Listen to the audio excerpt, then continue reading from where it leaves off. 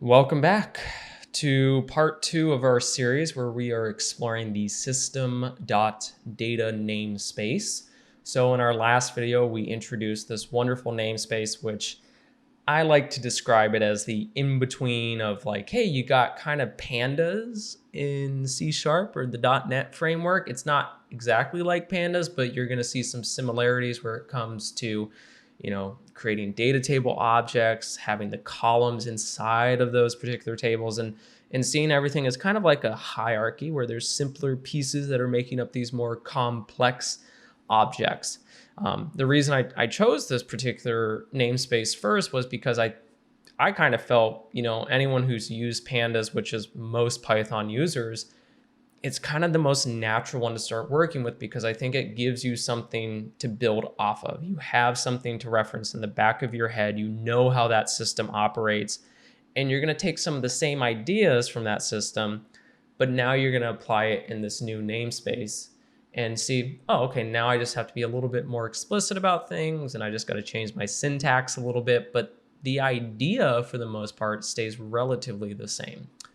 Okay, so in the last portion of the video, we had added some columns to our data table. And what we're going to do now, just for some readability purposes and kind of to give you that familiarity with looping through the columns in a table and doing something with them, I just copied some code that I had previously written. And all this is really doing is it's just looping through each of the data tables, and it's grabbing the columns collection. So you VBA people out there, remember, collection is just a group of similar objects. It's taking that columns collection, and basically what we're doing is we're looping through it. And all I'm doing is once I've done that is I'm printing the table name and the column name in a little bit more of a user-friendly method.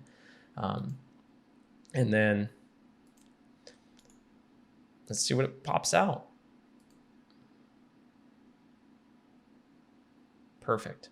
So you can see everything seems to be working smoothly, so that's good.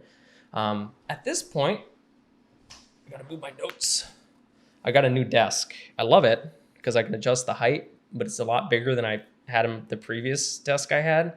So I've got to get like a document stand, right? Because I always have my notes next to me when I'm typing, and yeah, I just need a new document stand because like this one is too far away, and I can already tell I'm like, I cannot stretch this far when I'm recording. It's been nightmarish, but it's good. I mean, overall I have more space, which I'm just like, thank God I have more space. All right, so let's add some rows to our table. Well, there's, again, you guessed it, there's multiple ways to do this, but I'm gonna show you using a loop because I think for most people, you're probably going to have some kind of data set that's already like in a list format or something like that. And so what I'm going to do is show you how we use a loop to create these rows. And personally, I kind of like it because I think you just get a little bit more control over the process. I think you can specify things like the column field and stuff like that. So personally, I find the looping easier. So nothing super special. So we're going to do for I in range 0 to 10. So this is just going to loop 10 times. Inside my loop, I do one thing. I define a new data row object. And this is pretty straightforward. So I'm just going to create a new variable called row. I'm going to specify that data table parent object or that data table object. And it has a method. It has a method called new row. New row. Where's my data table? Again, this is the documentation. So part of this process is showing you guys how to read this documentation the way I was reading it. So I went to my data table object, and when I was exploring, I said, okay, well, there's some methods, right? I'm like, yeah, great, methods. Oh, there's a new row method. Interesting. Oh, and there's a new row array method. You're probably going to add rows if I had to guess. Okay, so the data table new row method. So it takes a data row object. Well, actually, it creates a new data row object, so it returns something back to you, and then you can do something with it. So it looks like you can add something to it, and you specify the field or something like that. Okay, I kind of get what's going on. What's the difference with the new row array? Well, now it's just returning multiple of those rows at once. Okay, so one returns a single one returns basically a list of them. Okay, nothing super complicated, hopefully at this point, but okay, so this is going to return a row object, and once I have this row object, it looks like what I do is I can access the fields of that row, and I can assign values to them, and it looks like it's using the key method, if I had to guess. Okay, so, well, what are the fields? Well, it's probably just the column name, if I remember correctly, right? Because it's like, okay, well, it's just your product ID, your product name. So I'm assuming that's the field. Hopefully that works, right? So what we'll do is we'll do the product ID. Let's make up a product ID. It's going to be 000 underscore. And you know what? It needs to be a string because if we remember correctly, the product ID column can only take a string because we specified that with the data type. So it's very important it's a string or else you're going to get an error. Okay, so we did a product type. I want a product name. The other important thing is you got to make sure the fields are spelled exactly the same.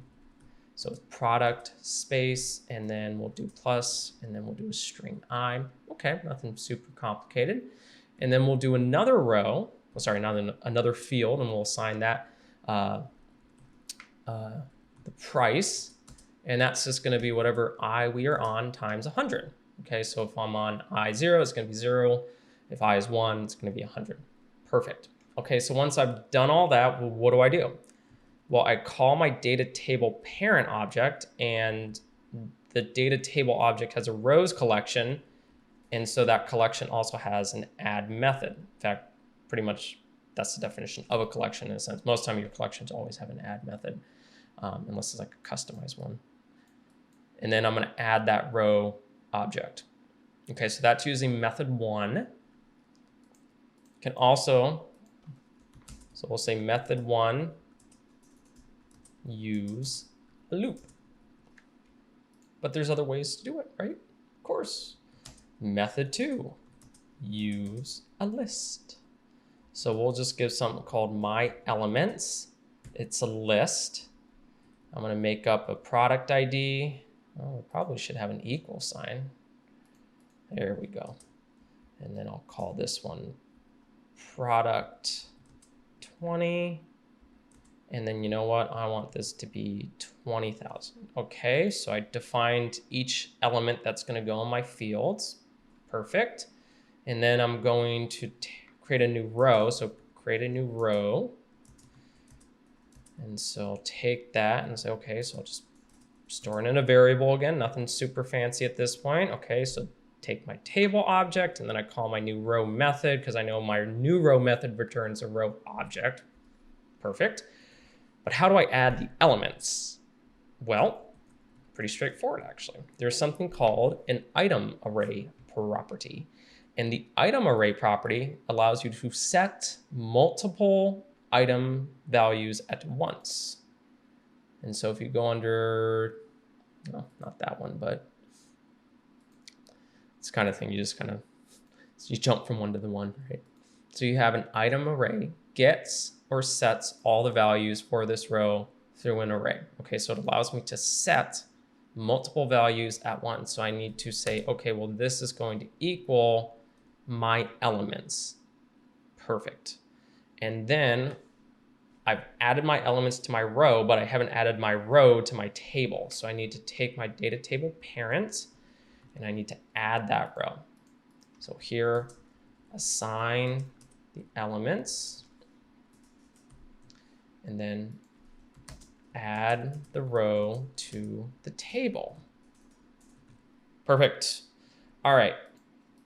So let's kind of just maybe see at this point how many rows we have. We should have, if I had to guess, what, 11? I think, I don't know. Maybe it's 11, I can't remember. So data table parent, I'll go into my rows collection. And you know what? I'm going to do a list. And let's just kind of see what that list looks like first. It should probably be system data types. Oh, no.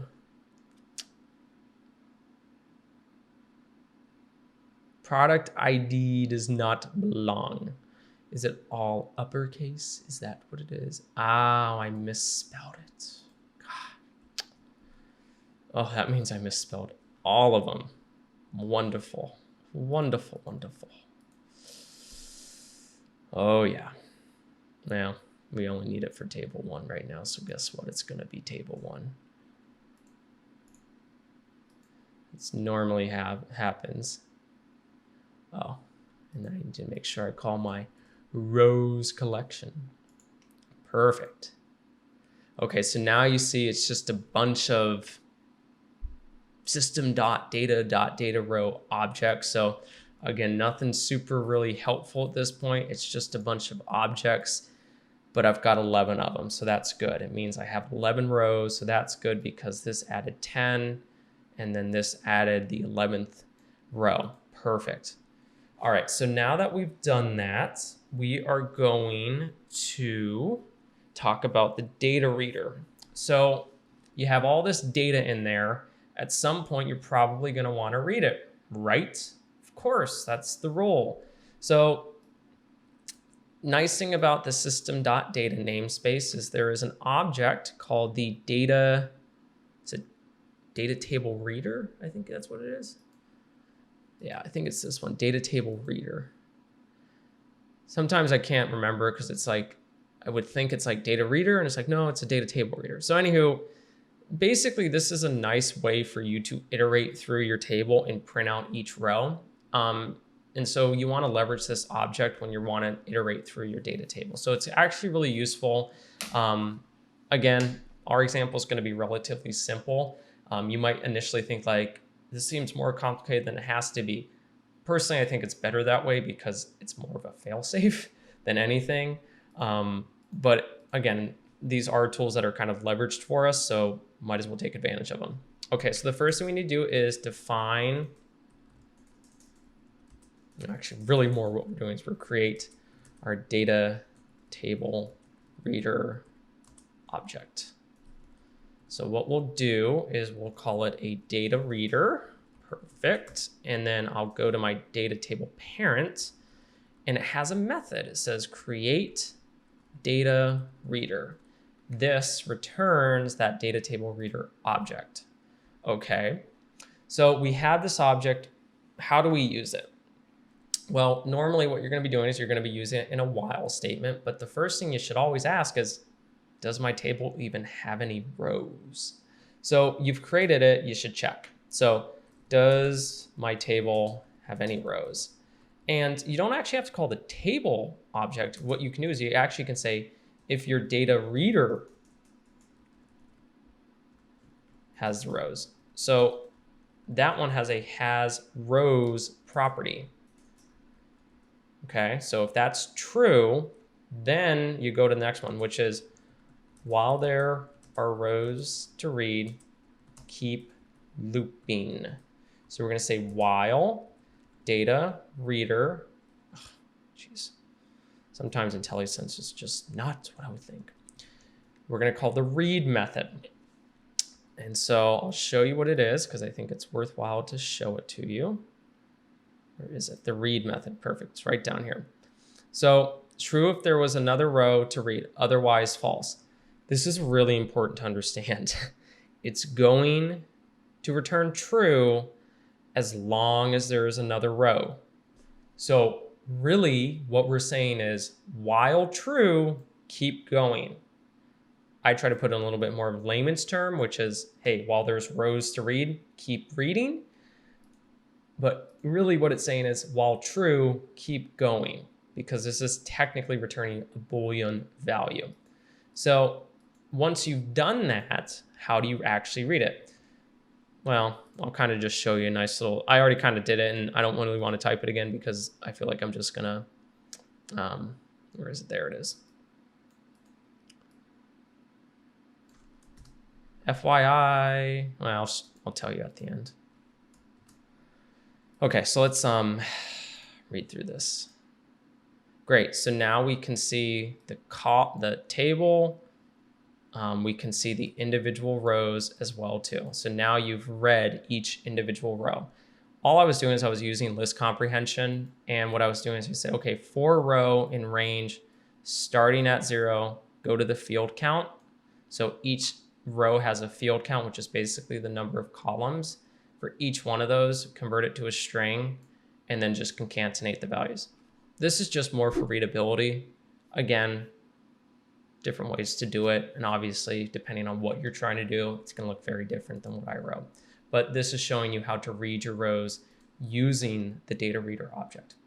Okay, and then the other way, let me see how much time we have. Okay, just to kind of speed things up a little bit, I'm going to show you this one. This, honestly, this is kind of the same idea, and it might look simpler, and I'm sure for some people, like, this is going to be more than sufficient. I think if you're trying to do more complicated stuff, this might come in handy. But again, part of it is just seeing multiple ways and figuring out which one works for you. So method 2. So let's see what we're going on here. So this one did exactly the same thing. It still printed out each of the values, but here you can kind of see I'm looping through the collection, and I know my collection is just basically a bunch of objects. So I say, okay, for each object, I just have to know its type. Well, I know it's a data row object, and I know my data row object has an item array, which returns basically all the elements. And then here I'm just converting those elements to a list, and I'm printing them. Pretty straightforward, hopefully, but the idea is the same. This, a little bit more complicated, but you get more functionality. This one, more simple, but you might not get everything you want. There you go. All right. So the next topic we're going to talk about, and this one's really cool personally, is talking about how do we take all the data in our table and writing it to something like an XML file or something like that, right? How would we do that? Well, it's actually not too complicated. Initially, I thought it was going to be complicated. I'm like, oh man, like, there's nothing here. But I kind of like this because it really opens up the possibility where it's like, well, then you could use it with so many other things. Like, what if you wanted to do things like, insert into another database or just something like that, or, maybe use it with Beautiful Soup. I don't know. But to me, it's like, that's so cool that you can just take it and then put it into your XML values. And it returns a lot of good information too, I personally think. So what you have to do is you have to create a system. Well, basically, you got to write a StringWriter object. And so what we'll do is we'll create a System.io writer. And this is just going to be a variable. I'm going to go into my System.io, so input, output. And that one has a StringWriter object. And so the StringWriter object is basically something we can write content to, and then we can take the content from it and read it if we wanted to, for example. So create a new system StringWriter. I don't know, that's probably not the best way to describe it, but for right now it makes sense, hopefully. Okay, so we created this new StringWriter, so we're expecting to write to this object. How do we do that? Well, if you go back to the documentation, you'll actually see with a data table, there is something called write XML. Writes the current contents of the data table as XML. So the write XML method writes the current contents of the data table to XML. There's multiple ways you can basically, I would say, use this method. So for example, maybe I just want a text writer and I just want, what is this one? To save the data as a table and all of its parameter true, I guess. I don't know, but basically in essence, what this allows you is allows you to customize how you're writing it. So things like you can specify the write mode where you can say, I don't want to write the schema, I just want the data. Or maybe I just want the data and the schema. So it gives you some, I guess, customizability of how do you want to see it. And then you can also do things where you can say, hey, I want to write the XML to a specified file. So you don't have to do to a text writer. It does accept multiple types of information if you want to do it. So for me, I'm just going to kind of show you the more complicated way, because I think once you see it, you're kind of like, oh, okay, like once you get this one down, I think it's a lot easier to go to the other ones. All right, so once you've done that, what we're going to do is we're going to grab our data table parent, and then there's going to be a write XML method. The first argument is going to be my System.Writer. And then I'm going to specify the basically the write mode. Well, that also exists in the System.Data.XmlWrite mode. Now there's this one called write schema. So we'll also write the schema, not just the data. You might be going, how did you even know that? Like, how did you know that was going to be there? Go back here for a second. Well, first thing I looked at is I said, okay, XML write mode, write schema. So I saw some stuff here, and then part of it when I was reading up here, I said, okay, there's this thing called write mode. Well, what's a write mode? So I just, went to it and I said, okay, so it exists under the System.Data Namespace. Okay, so it's already in the namespace I'm in, and it looks like it's got multiple values. So I could either pass in a number or I can pass in the name itself. But if I guarantee if I'm gonna have to write the name, I'm gonna have to somehow reference this enumeration. Okay, and then I said, okay, so if it's write schema, okay, writes the inline schema, okay, this one doesn't. So part of it was like, deciphering a little bit and then saying, okay, well, I know it's here and I know how to access objects in here, so shouldn't I just be able to go into that namespace, specify the enumeration, and then just specify the value I want? Or I could just do a number too, but personally, I think this is a little bit easier to read if I ever went back instead of guessing like, okay, well, what was that doing and X, Y, Z? And, to me, I think it's worth investing it. But, you might be saying, Alex, like, why are you even wasting your time explaining this? Because there's really nowhere you can go online right now that has content on how to go about, I would say, dealing with these types of problems with the Pythonnet library. So I want to kind of share my experience saying like, well, how did I approach it? Well, part of it was just doing some research and going, hey, this is what you do. Okay, so once you've done that, you don't have to assign it to a variable because that object that we've defined up here, it's going to basically be filled with content at this point. So what I'm going to do is I'm going to create a new variable down here, which is called XML content. And I'm going to grab my System.Writer, and it has a method called toString. Now you can probably guess what this does. It converts all the content in my writer to a string object. Now I have all this content, but I can't see it. I need to see it. Well, just print the content. Let's see what it looks like. Should be a big old mess. Hey, look at that. So you got a data set. Oh, you got the table name. Look at that. You got the element name. Is the data set true? Oh, and then you got the column name. Okay, and you got, oh, well, actually the element name is, I guess, the product name, whatever it is. You got the product ID, the product name. You've got its type, and then some other information. I think that's if it's null or something like that. Okay, and then unique name constraint. So you can kind of start to understand here, like, wait a minute, there's actually a lot of good information where if you were trying to understand this data set, you pretty much have everything. And then from here, you have each individual row in that table with these product table one tag. And then the column and you got the value. So it's everything. It's everything you need inside that table now in an XML content. Now, how you choose to work with it, that's up to you. But now you know how to get it. And with that being said, that actually finishes our video. But before you leave, I'm going to show you kind of some other stuff we have coming up. So I've been working on some stuff. If you go onto the GitHub right now, there is some content related to the Excel interop library. Basically, what I show you how to do is we're going to see how to get every single object inside that library. We're going to be able to determine whether it's a class, an interface, an enumeration, or a structure. We're going to be able to get all the information on those objects. And we're going to see for, well, I mean, technically you can do it for the classes too. We're going to see how to get all their members. And a member can be things like a method, a property. So we're going to show you how to get those methods.